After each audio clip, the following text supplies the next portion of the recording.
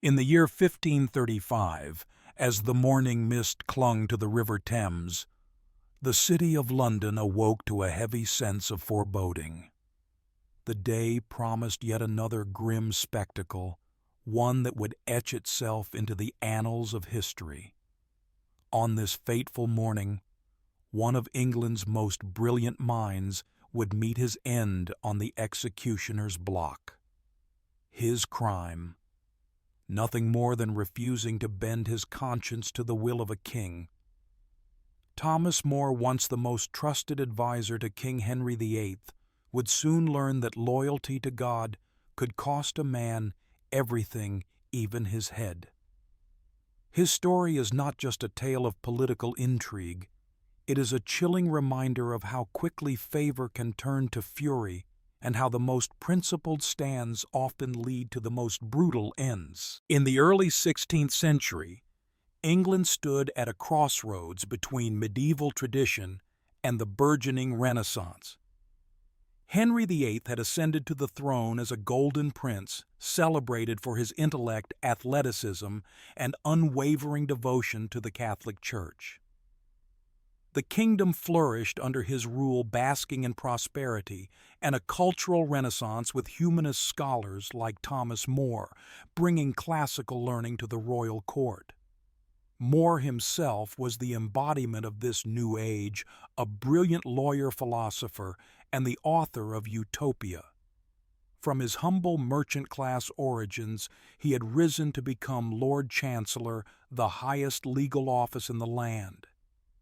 Yet beneath this glittering surface, a storm was brewing, one that would tear England apart and consume its greatest minds. The crisis began with the problem as old as monarchy itself: succession. Catherine of Aragon, Henry's queen of nearly 2 decades, had failed to produce a surviving male heir, delivering only a daughter, Mary. By 1527, Henry had convinced himself that his marriage was cursed by God, citing biblical passages that seemed to forbid union with a brother's widow. Catherine had briefly been married to Henry's deceased brother, Arthur. What started as a religious scruple soon became a desperate obsession when Henry encountered Anne Boleyn, a captivating young woman who refused to become just another royal mistress. She demanded to be queen or nothing at all. This ambition would require an annulment from Rome, something Pope Clement VII could not grant without offending Catherine's powerful nephew, Holy Roman Emperor Charles V. When Rome proved unyielding, Henry chose a path that would reshape English history forever. In 1534, Parliament passed the Act of Supremacy, declaring the king the only supreme head of the Church of England. This revolutionary break with Rome allowed Henry to annul his own marriage and wed Anne Boleyn. But it also meant that every subject would be required to swear an oath recognizing this new religious order. For most courtiers, this presented little difficulty. Political survival had always required flexibility of conscience. But for Thomas More, a man whose faith ran deeper than his ambition, the oath represented an impossible choice between earthly advancement and eternal salvation. More had already resigned as Lord Chancellor in 1532, citing poor health, though everyone understood the true reason for his withdrawal from public life. His refusal to take the oath was not dramatic or defiant, but quiet and resolute.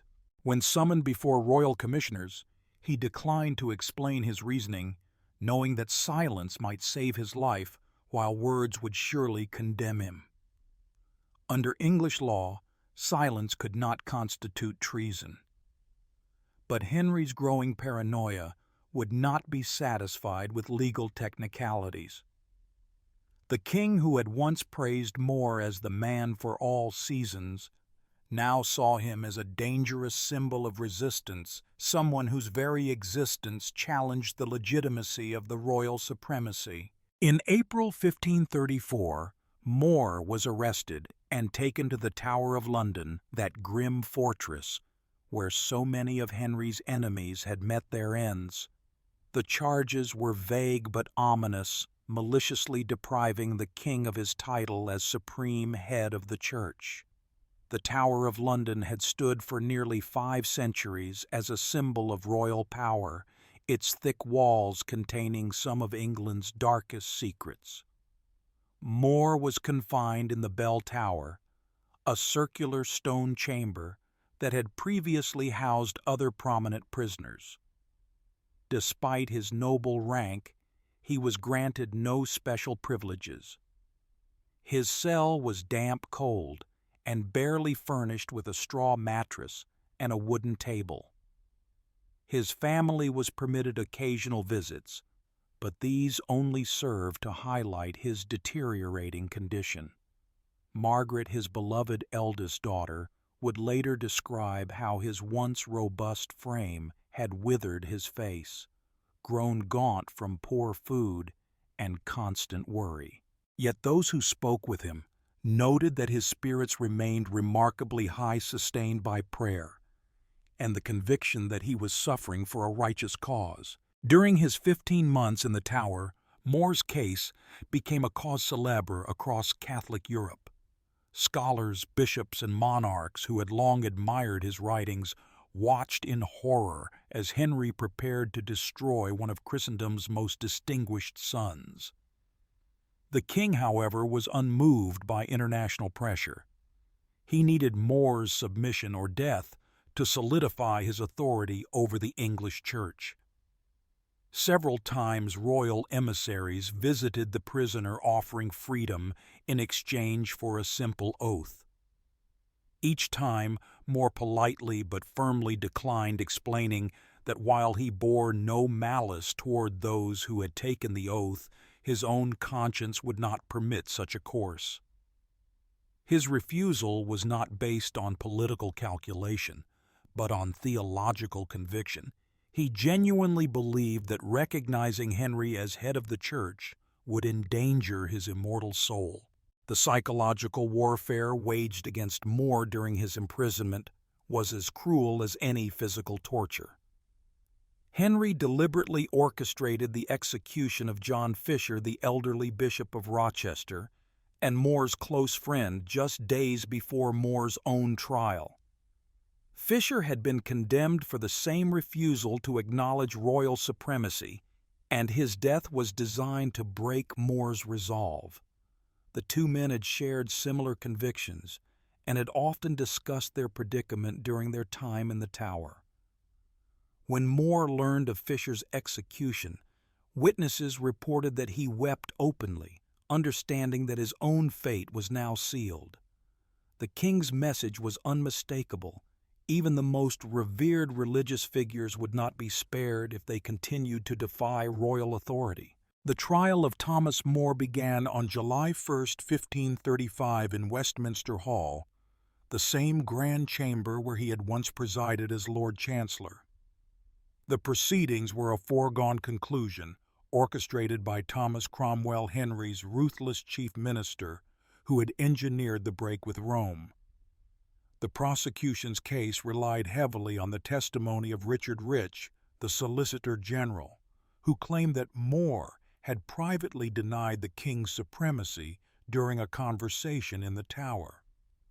More vehemently denied this account, pointing out that Rich was a man of questionable character, with obvious reasons to lie. In a moment of bitter eloquence, More declared that he would not jeopardize his soul by accepting Rich's word, a man of such low virtue that the court would so lightly believe him. But the judges had their orders, and legal niceties would not be permitted to obstruct the king's will. The courtroom atmosphere during More's trial was thick with tension and barely suppressed emotion. Many of the judges had known More personally during his years as Lord Chancellor, and some had benefited from his mentorship and friendship. Yet they sat silent as the prosecution presented its flimsy case, knowing that their own positions depended on delivering the verdict Henry demanded.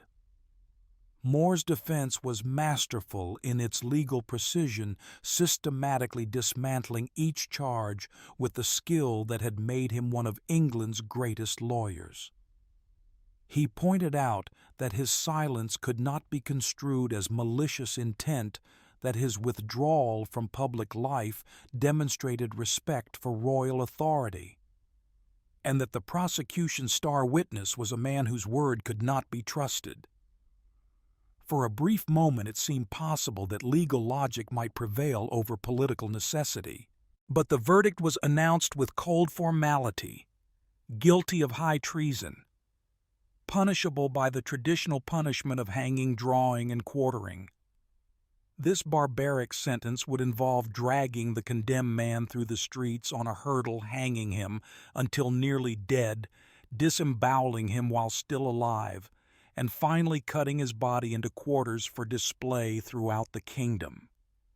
However, Henry showed a final gesture of mercy, or perhaps calculated cruelty, by commuting the sentence to simple beheading. This was considered an honor reserved for nobility, a clean death that would at least preserve the condemned man's dignity in his final moments. More received the news with characteristic composure, thanking the king for his gracious mercy, though his tone may have carried the faintest hint of irony. He was given 5 days to prepare his soul for the inevitable end. The news of More's conviction spread rapidly through London's narrow streets, carried by gossips, merchants, and servants who understood they were witnessing a pivotal moment in English history. In alehouses and market squares, citizens debated the wisdom of the king's decision in hushed tones, knowing that speaking too openly could bring them under suspicion.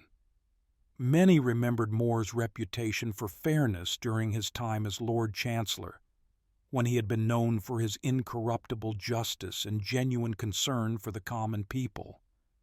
Others recalled his writings, particularly Utopia, which had imagined a society based on reason and virtue rather than arbitrary power. Now this same man would die as a traitor, a victim of the very royal tyranny he had once served so faithfully. On the morning of July 6, 1535, Thomas More awoke in his cell to face his final dawn. He had spent the night in prayer and meditation, writing letters to his family and making his peace with God. When the guards arrived, they found him calm and composed, dressed in his finest remaining clothes, as if preparing for a state occasion rather than an execution. The walk from the tower to the scaffold was mercifully short, only a few hundred yards across Tower Green to the raised platform where the executioner awaited. More's family had begged to attend, but Henry had forbidden their presence, perhaps fearing that their grief might stir sympathy among the watching crowd. Instead, the witnesses were primarily royal officials and Tower Guards men whose loyalty to the crown was unquestionable. The scaffold itself was a simple wooden platform, elevated about 4 feet above the ground, to ensure good visibility for spectators. At its center sat a block of oak worn smooth by countless necks and stained dark with the blood of previous executions. The executioner, whose identity remains unknown to history, was already present, a hooded figure carrying the traditional broad-bladed axe that would serve as the instrument of royal justice. More mounted the scaffold with steady steps, though his friends later noted that his legs appeared unsteady after so many months of imprisonment. The platform itself seemed rickety and unsafe, prompting More to turn to his escort with characteristic wit.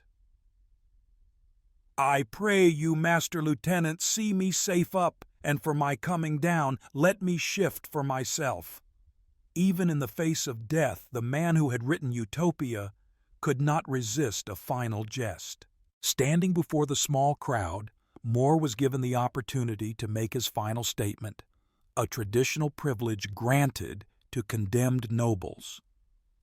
His words were carefully chosen, knowing that anything too provocative might bring additional suffering to his family or friends. He spoke briefly but eloquently, declaring himself the king's good servant, but God's first. He forgave his executioner in advance, as was customary, and asked the crowd to pray for the king and to bear witness that he died as a faithful Catholic. The entire speech lasted perhaps 2 minutes, delivered in a voice that remained steady despite the terrible circumstances. Then, following ancient ritual, he knelt before the block and placed his neck across its blood-stained surface, positioning himself for the axe that would end his life. In these final moments, witnesses reported that More displayed an almost supernatural calm. His hands did not tremble as he adjusted his position on the block, and his voice remained clear as he recited a brief prayer. Some observers noted that he seemed to be smiling slightly, as if he had found peace in his decision to choose eternal over temporal concerns. The executioner, perhaps moved by More's dignity, is said to have asked for his forgiveness one final time. More granted it graciously, even offering words of comfort to the man who would shortly end his life. This exchange, however brief, highlighted the profound humanity that More maintained even in his darkest hour, refusing to let bitterness or fear corrupt his final moments on earth. The actual moment of execution came with shocking swiftness. The executioner raised his axe high above his head, the blade catching the morning sunlight for a brief instant before beginning its deadly descent. More, following his final joke about careful aim, had positioned his neck precisely on the block, making the executioner's job as simple as possible. The axe fell with tremendous force, severing the head from the body in a single clean stroke. Blood fountained from the neck as the body convulsed briefly before falling still. More's head rolled slightly before coming to rest, the eyes already glazing over, but the expression strangely peaceful. The man who had been Henry VIII's most trusted advisor was now nothing more than a corpse on a scaffold, his brilliant mind silenced forever by royal anger and political necessity. The immediate aftermath of the execution was marked by an eerie silence. The small crowd of witnesses stood motionless, perhaps stunned by the finality of what they had just observed. Some crossed themselves reflexively, despite the risk of appearing too sympathetic to the condemned man's Catholic faith. The executioner quickly gathered up More's head and placed it in a waiting basket, while servants moved to wrap the body in a rough shroud. Blood pooled on the scaffold's wooden boards, a crimson testament to the price of defying royal authority. Within minutes, the platform was cleared and cleaned, erasing all physical evidence of the execution, except for the dark stains that would remain on the wood for years to come. But Henry's vengeance did not end with More's death. In accordance with the sentence for treason, the head was immediately seized by the king's agents and prepared for public display. After being parboiled to preserve it from decay, More's head was impaled on a spike and mounted on London Bridge, the traditional location for exhibiting the remains of traitors. For nearly a month, thousands of Londoners could look up and see the decaying features of the man who had once been their chancellor, a grim reminder of what happened to those who defied royal authority. The sight was deliberately shocking, intended to inspire fear rather than sympathy. Yet many who witnessed it reported feeling moved by the dignity that seemed to persist even in death, as if More's principles had somehow survived the executioner's axe. The display of More's head on London Bridge became one of the most notorious spectacles of Henry VIII's reign. The bridge, already infamous for its collection of traitors' heads, gained a particularly grisly addition with More's remains. Contemporary accounts describe how the head was positioned to face toward the city, forcing citizens to confront their former chancellor's fate as they went about their daily business. Street vendors reported increased sales near the bridge as morbid curiosity drew crowds, while priests whispered prayers for More's soul, despite the official prohibition against honoring condemned traitors. The king's agents carefully monitored public reaction, arresting anyone who showed too much sympathy or spoke too fondly of the dead man's memory. Margaret Roper, More's eldest daughter, could not bear to see her father's head rotting on London Bridge. In an act of desperate filial devotion, she bribed the bridge keeper to give her the head when it was finally removed. The story, whether true or legendary, tells that she smuggled it away in her skirts and preserved it as a sacred relic until her own death.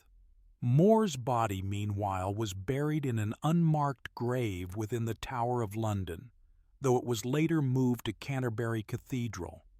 The indignity of his death stood in stark contrast to the honors he had received in life when he had been knighted, raised to the peerage, and celebrated as one of Europe's greatest humanist scholars.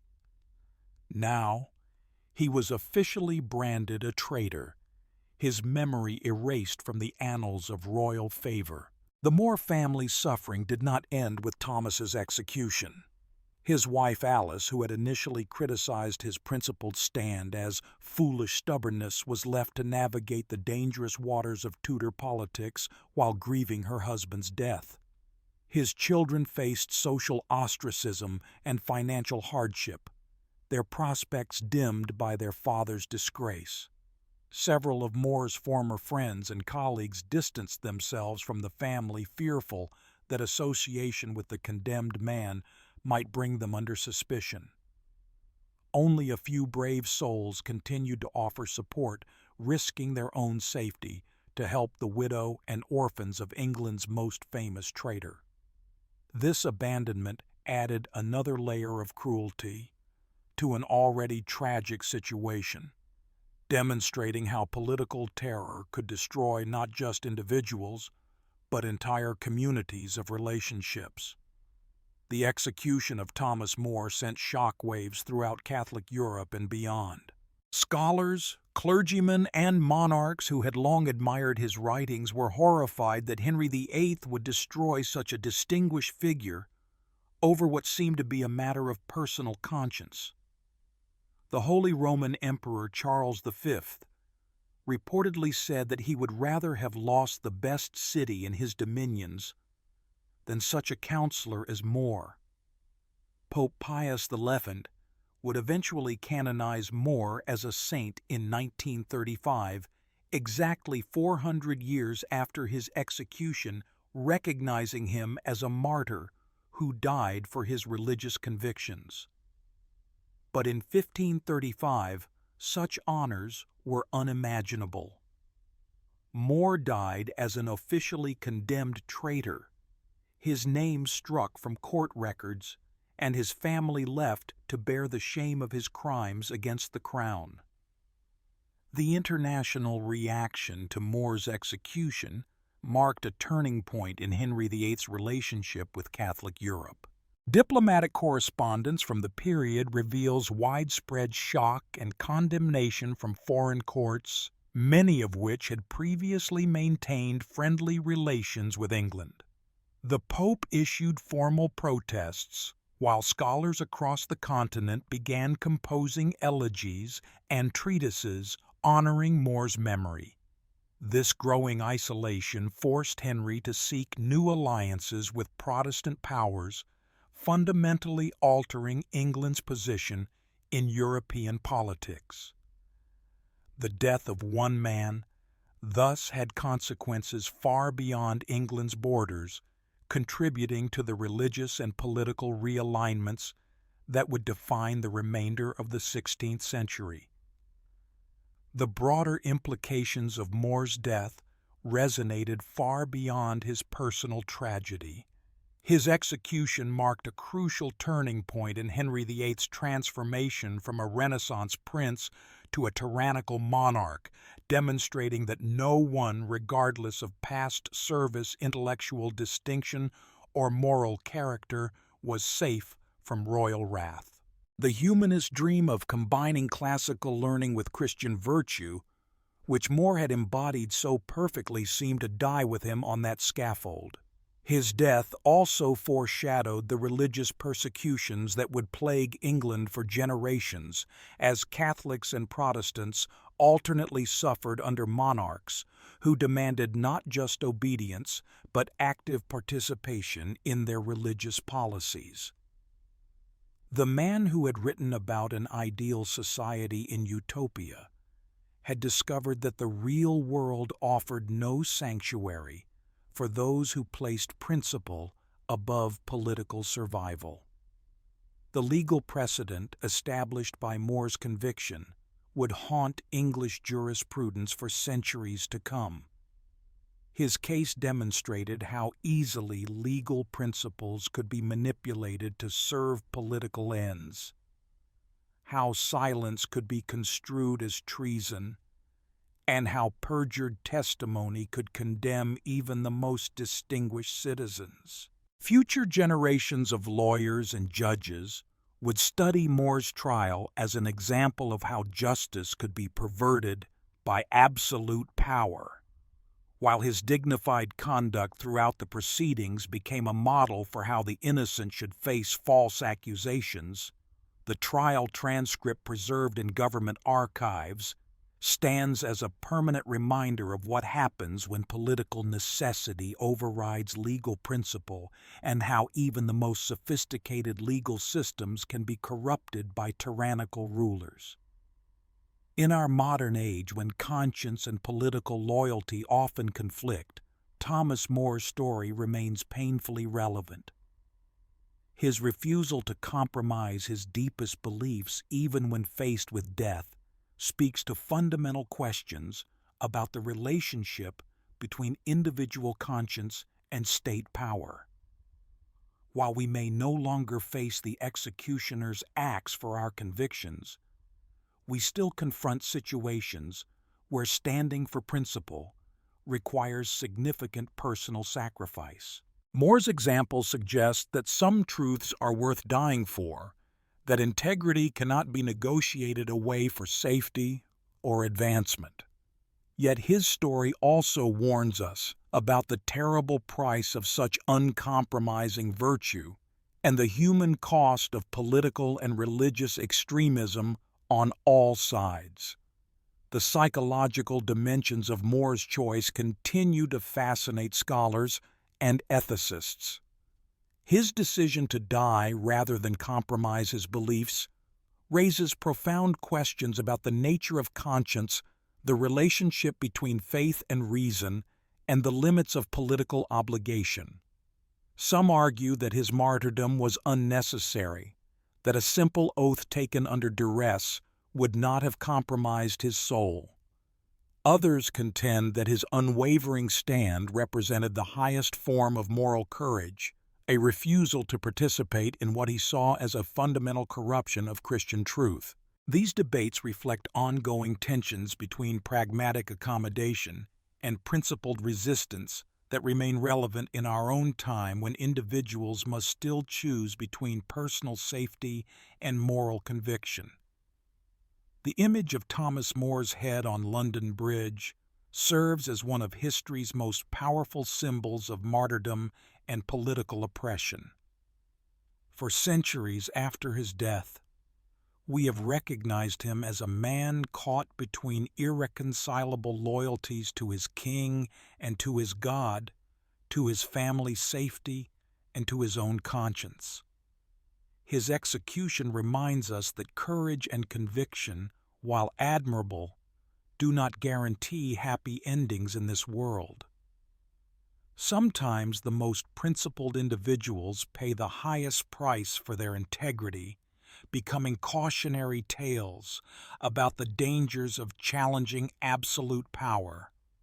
In the end, Thomas More achieved a kind of immortality through his death, but it was an immortality built on suffering loss, and the haunting image of a brilliant mind silenced by the executioner's axe. His story endures not because it offers easy answers, but because it poses the most difficult questions about how we should live what we should believe and what prices we are willing to pay for the sake of truth.